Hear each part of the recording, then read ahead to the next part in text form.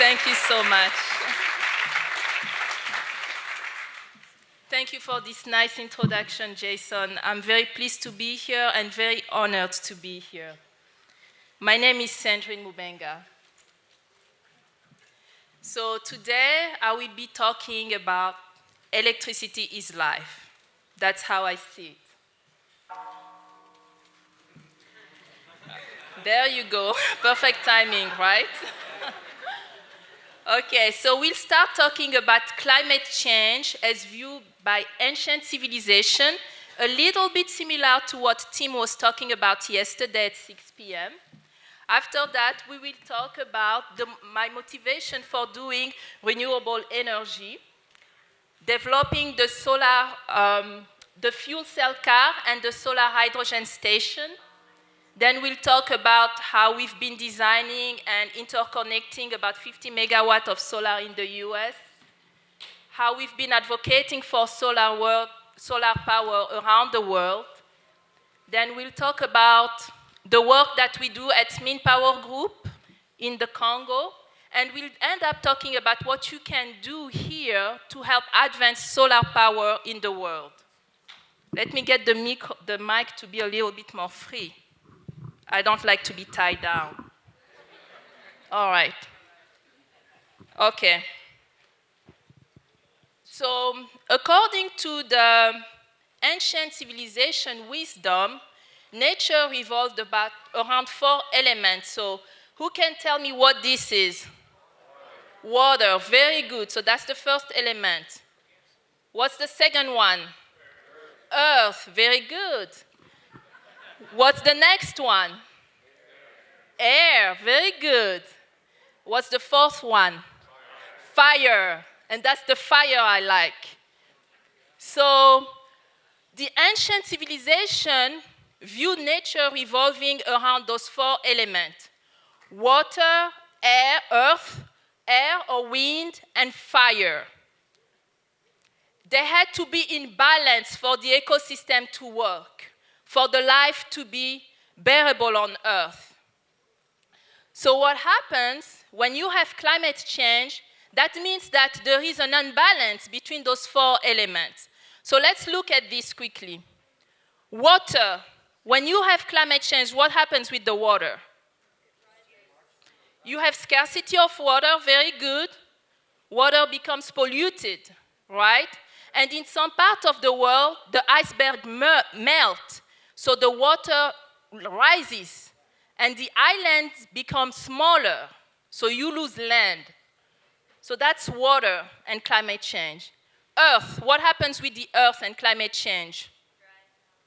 Yes, it dries out. And if you think of earth and biomass, you had those leaves, those biomass that were in the earth for billions of years. And with the compression, the chemical reaction, they became oil, fossil fuel, that we use very quickly. So we deplete the earth by using fossil fuel too quick. So that's also part of the earth. And when you look at the wind for climate change, you have air pollution. Air quality is an issue. You have children born with asthma because the air is polluted. And when you look at climate change, you know all about the fire, you know. California always has those droughts and fire all around the world. So that's a quick example. So as you can see, as soon as you have an imbalance between those 4 elements of nature, then you have climate change. At the same time, the solution to climate change is renewable energy, which is also based on the 4 elements of nature, based on the wisdom of the ancient civilization. So with water, what do we have? For renewable energy based on water, what do we have? We have hydro, we have tide, wave, vortex. All of these come from water. What do we have from the earth? What energy can we gather from the earth? Yes, biomass, geothermal, all of this would come from the earth. Same thing, you can look around you and you see all those wind turbines from the air. And the fire is my passion. From the fire, you know, fire has 2 main elements, right? You have heat and you have light. So from the heat, we can use solar thermal, and from the light, we use solar photovoltaic to get energy. So once again, we see how the wisdom of the ancient civilization help us solve climate change. So I'm going to give you a little background about myself. I am in a family where my father used to work for the United Nations. So that meant that every 2 years, we would travel around the world. We would change countries. So I would be a new kid in a school, okay, the first year. By the time I make friends, the second year, I have to leave and start over again, So that was my childhood. So I grew up traveling around the world, and what I learned is that we are all citizens of the world, we are all in this together. Under the skin, we are all the same.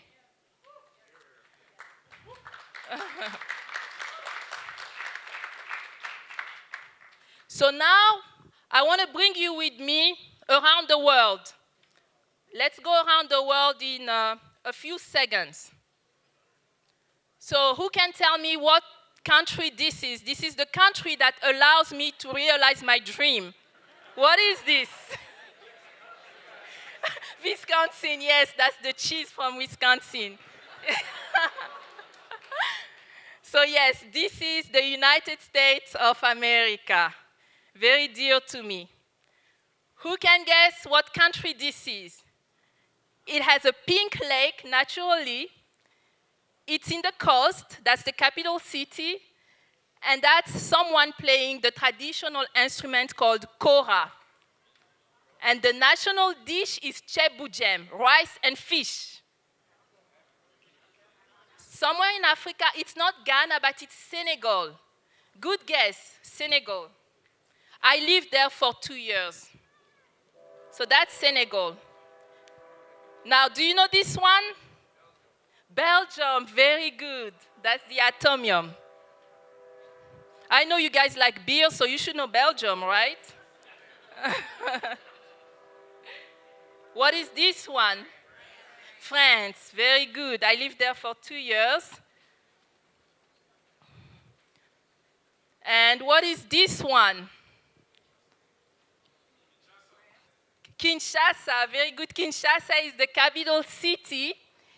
And that animal is unique in the Congo. It's called an okapi.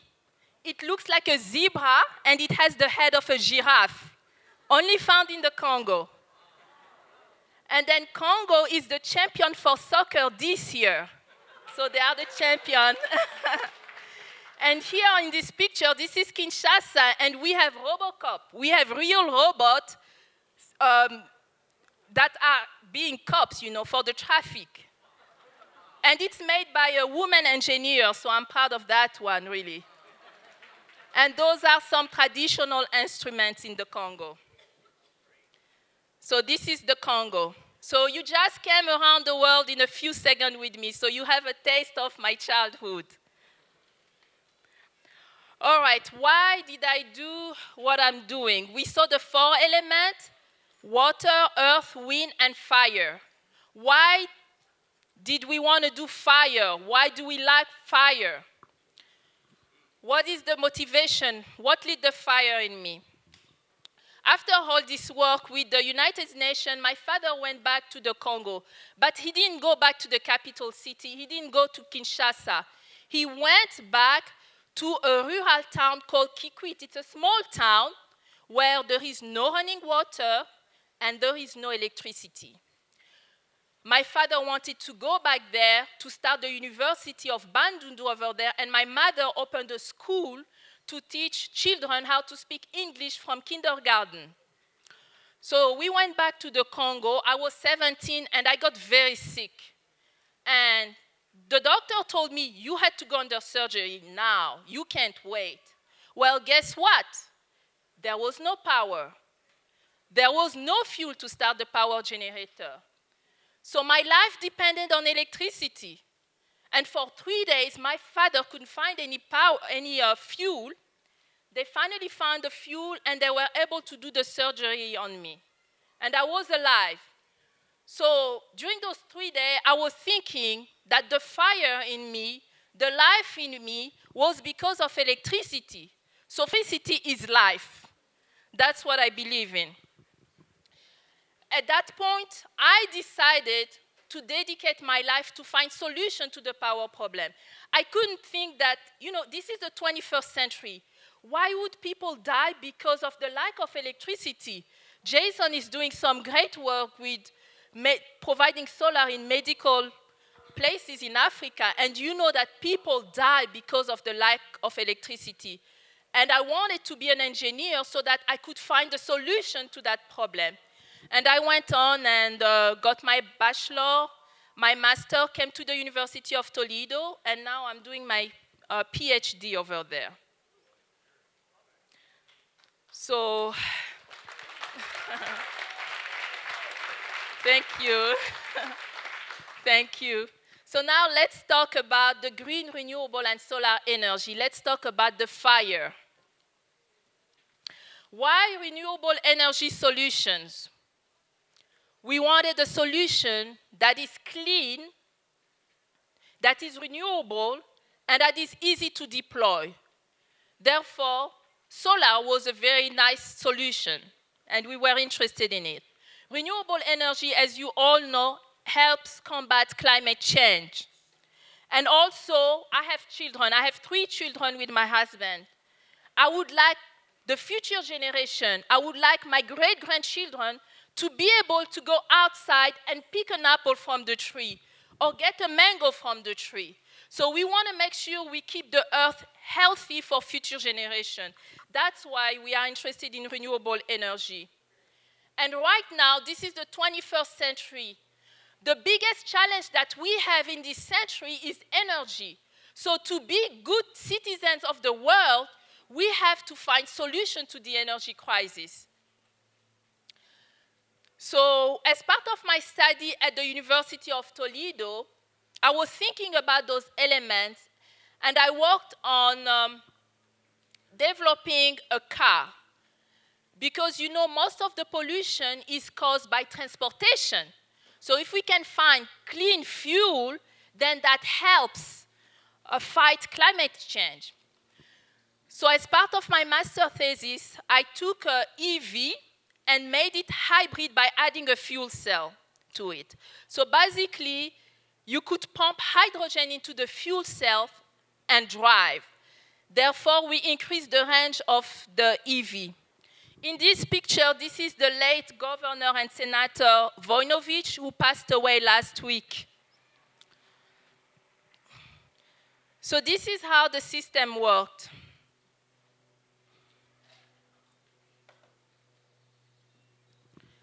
And I'm going to go quickly over this so that I don't bore you with the details. But you would see the fuel cell. The fuel cell, I installed the fuel cell in parallel with the battery bank. And I had some controls so that we could control whether the current was coming from the fuel cell or the battery based on the state of charge of the battery bank. And we would have some data being monitored by the computer. So you can see a picture of the EV, the system I developed. So this is a graph of, the experiment. In black, you can see the current coming from the fuel cell. In white, you can see the current coming from the battery. The load from the EV is about 20 amps. So when the battery is fully charged here at the beginning, most of the current is coming from the battery, a little bit from the fuel cell. And as the battery becomes discharged, the fuel cell takes on most of the load. And that's how we increase the range. Now the next question was, okay, nice, now I have an EV that works on hydrogen. Where is that hydrogen coming from? If we make hydrogen using fossil fuel, then it's pointless. So we have to find a way to make hydrogen using clean energy. So I developed this system. It is a hydrogen generating station.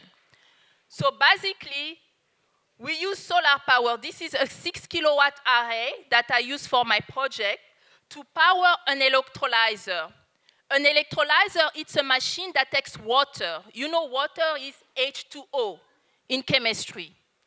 So the electrolyzer takes that water, H2O, and breaks it down into hydrogen and oxygen. And it is that hydrogen that we kept in the tank and that we pumped into the car.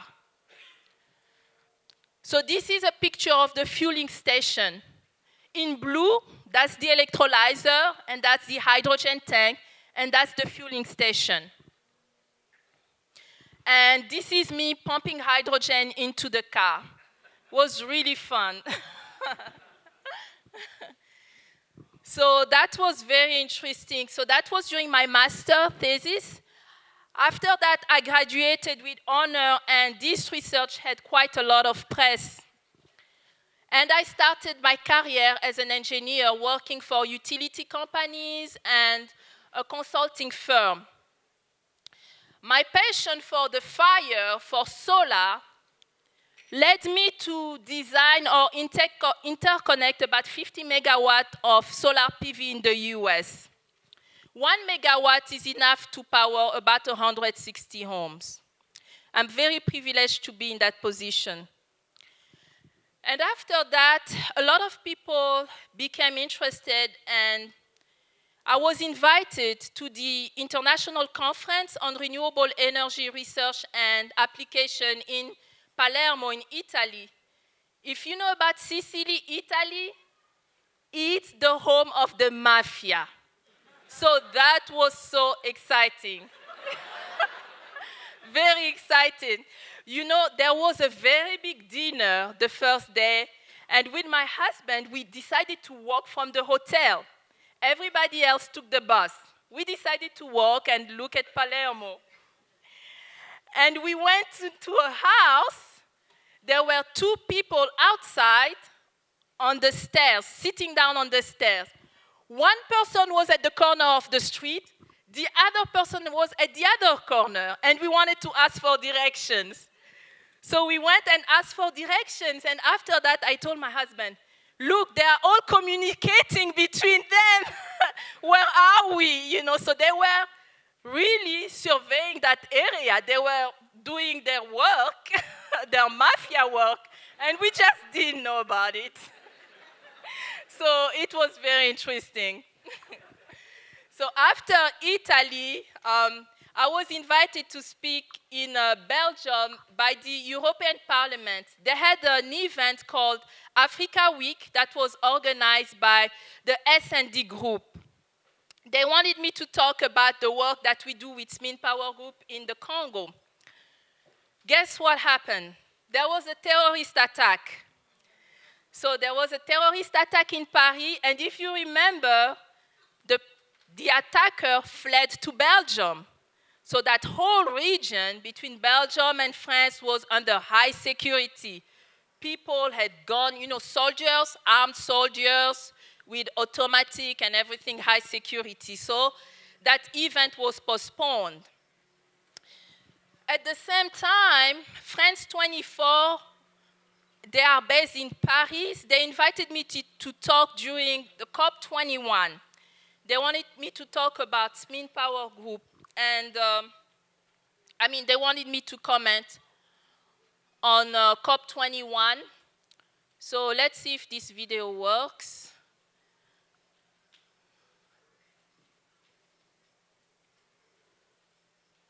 Okay.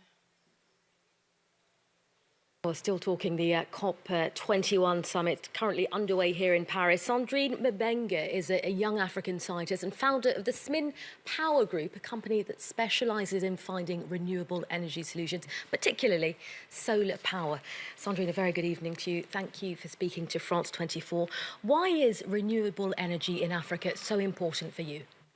Renewable energy is very important to me because in the Democratic Republic of the Congo, 90% of the population needs access to electricity. 90%, so only 10 people, in fact, can switch on electricity in their homes. Now, you were telling me before that electricity for you was a matter of life and death at one stage.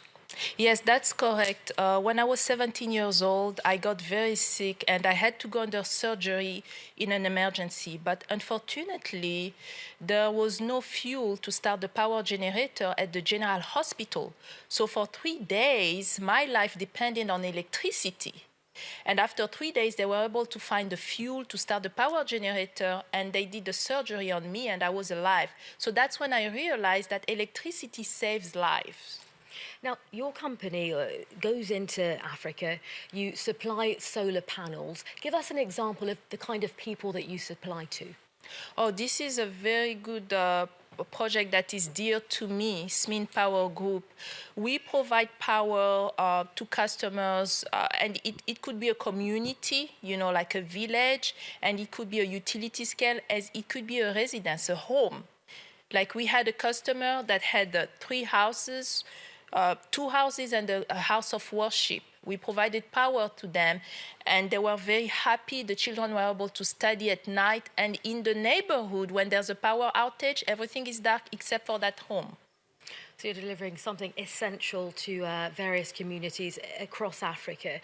Earlier in the show, we were talking about African leaders meeting today, calling on developed countries to act swiftly to stop climate change. Do you agree with some of the propositions we've heard today? Yes, I do agree that polluters, which are countries that have most industry, should somehow be more responsible towards Africa, in the sense that it has less industry, but yet it is a victim of climate change. So in that sense, I think there should be some type of market to kind of incentivize green carbon, and renewable energy credit. So somehow a type of market to give credit for that. Okay, so in agreement with African leaders' Yes. comments today at the conference. Yes, I do. Sandrine Mubenga, you're a young African scientist and indeed founder of the SMIN Power Group. Thank you very much for speaking to France 24. Thank you very much. Okay. Oh, thank you. Thank you very much.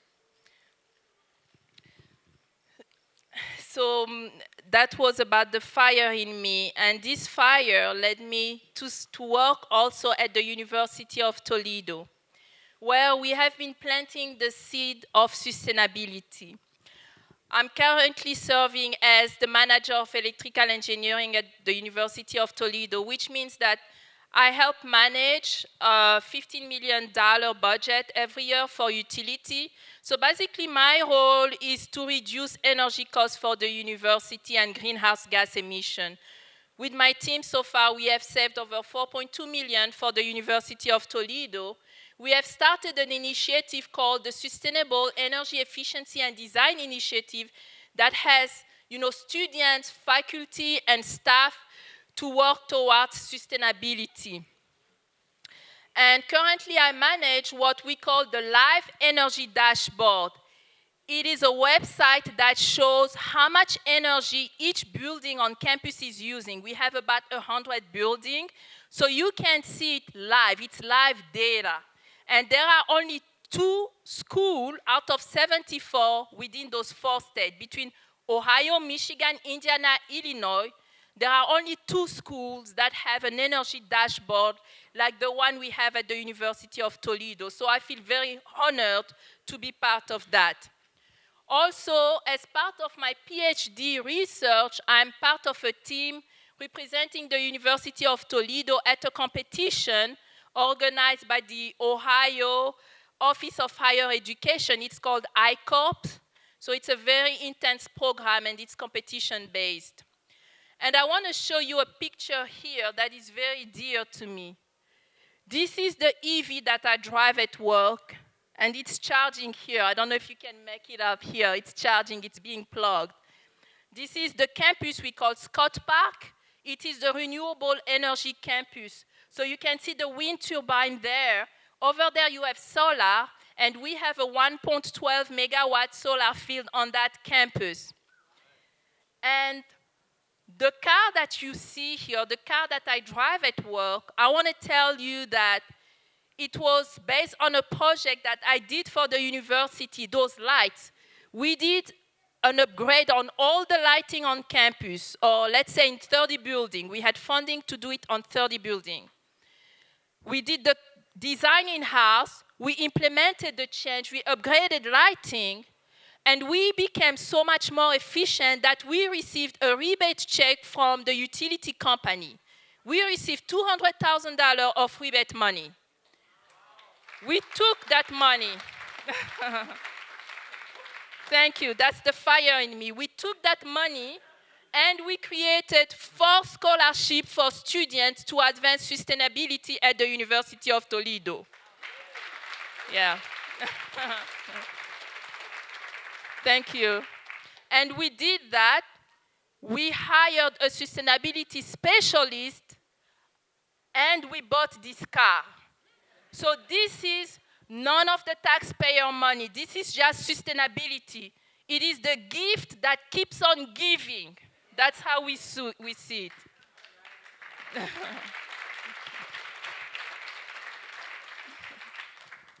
So now let's talk about the fire in Africa.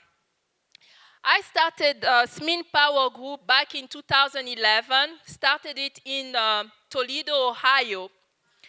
And back in 2013, decided to expand it in the Congo, where the need was very, very greater over there. So the goal of SMIN Power Group is to provide affordable electricity to communities using renewable energy. These are pictures of projects that we have done in Kinshasa. This is a building renovation and installation of solar panel for a community. This is an example of a project. So that was a grid-connected solar with energy storage. So we did use battery. And the payback on that system was 8.2 years. And it's saving that community about 17% of energy cost. And the greenhouse gas we avoided, it's equivalent to removing 132 cars off the road. This is another installation we made and some lighting upgrade that really reduced the load. And this one is a feasibility study. This is a work that we have done pro bono in Kikwit. This is the high school I went to. They wanted to install solar power. So with SMIN Power Group, I said, this is my contribution.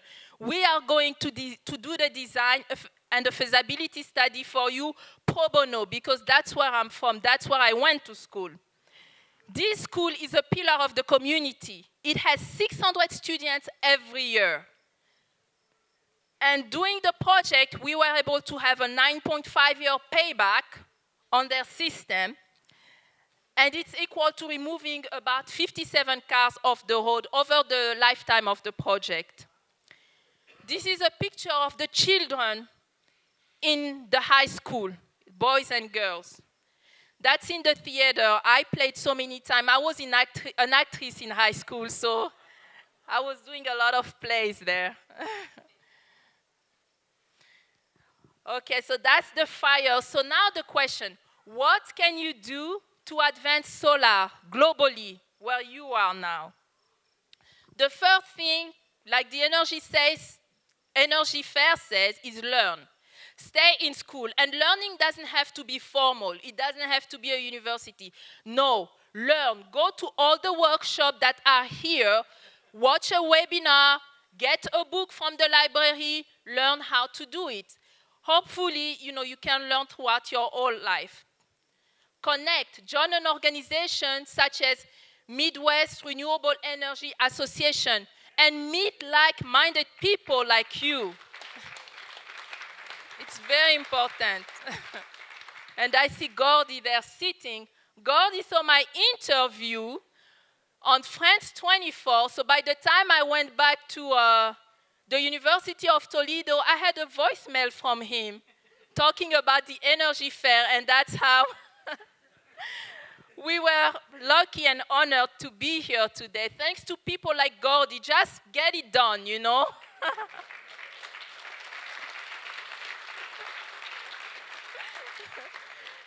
And that's the third point, act. You know, get your hands dirty. Try to learn about renewable. Connect with people. I was telling Jason, back in 2005, there was a company that came at the University of Toledo, and they were talking about solar power. They were installing solar power in Toledo. And at the end of the talk, I just walked up to the president of the company, and I said, John, I'd like to know more about solar. He's like, what do you want? I was like, I'd like to get my hands dirty. He's like, can I work with you? He said, yes. And that's how I started. I just walked up with him, and a few years later, I'm really deep into it.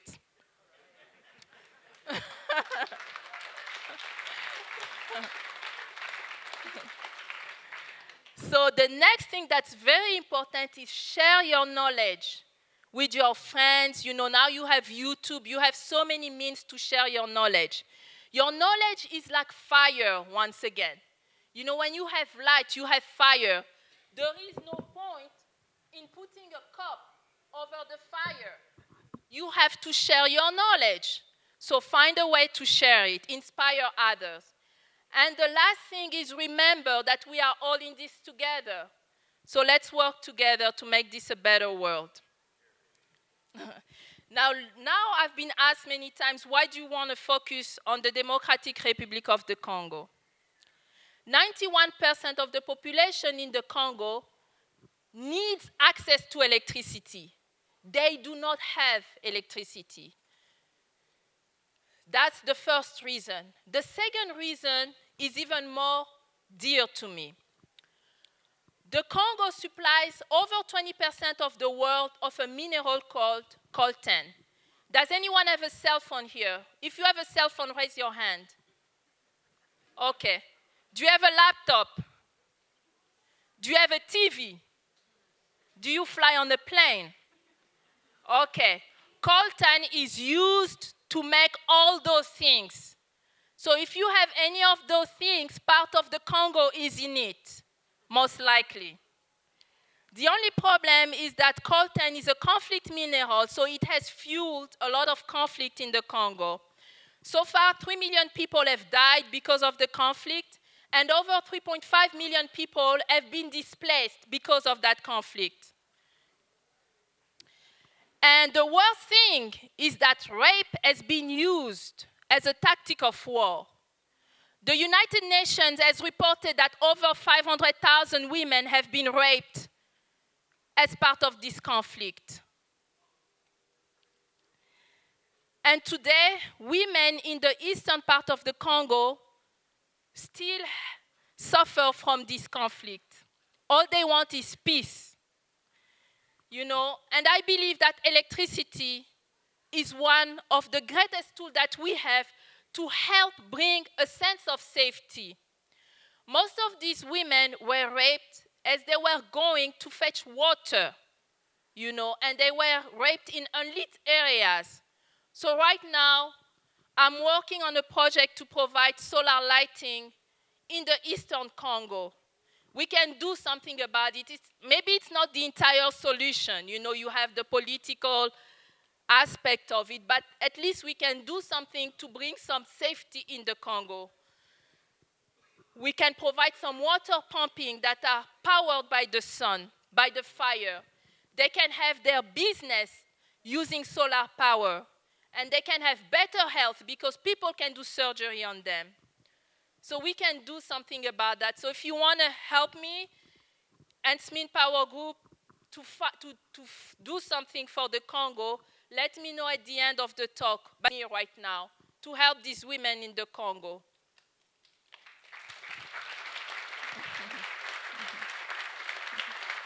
Thank you. Thank you, everyone. I think I made the time. Are there any questions? Yes.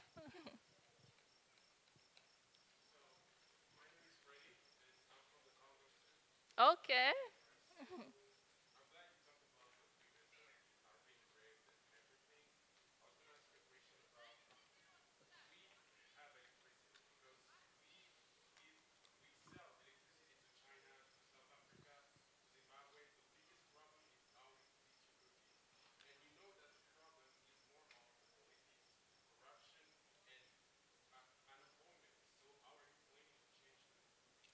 That's a very good question. If everybody heard Freddie. Okay. So Freddie is also from the Congo. He said, we have electricity. We sell it to other countries. So the real problem is politics. That's why most people don't have electricity. What do you plan to do for the politics?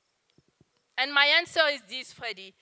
We do have electricity at the transmission level. You know, the transmission level here is 345,000, 69,000 volts. But the distribution level, that is what the end user sees. That's what you have in your home.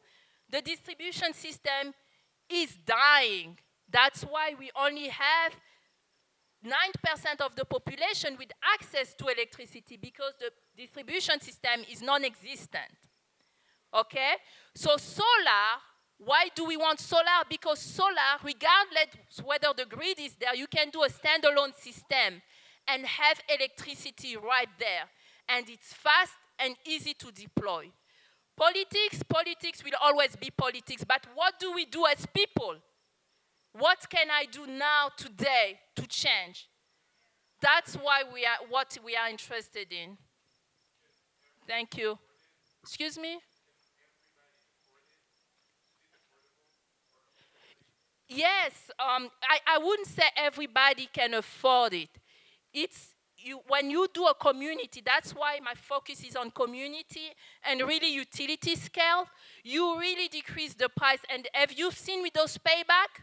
We have less than 10-year payback. And that is compared to the other alternative, the diesel generator.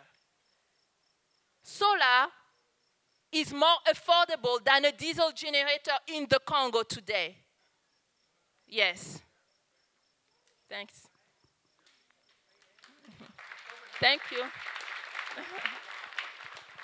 Yes?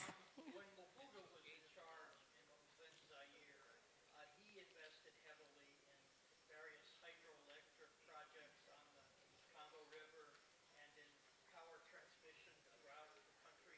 Is any of that still around, or has that all been destroyed? I love that question. So did you hear that question?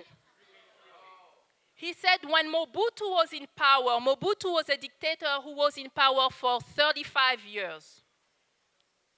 He invested heavily on hydroelectricity. It's called the Inga, the dams.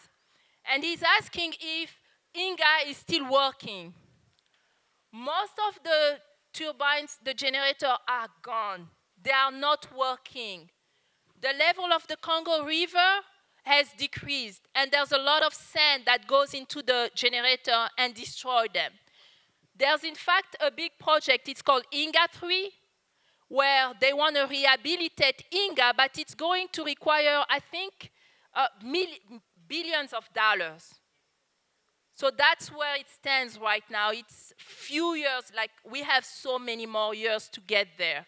So that's where it stands. Most of it is no longer working. That's why you have that 9% of the population with access to electricity. Thank you. Have you been to Congo? No. Okay. I've read extensively about it. Oh, very great. Thank you. Thank you, everyone. Thank you.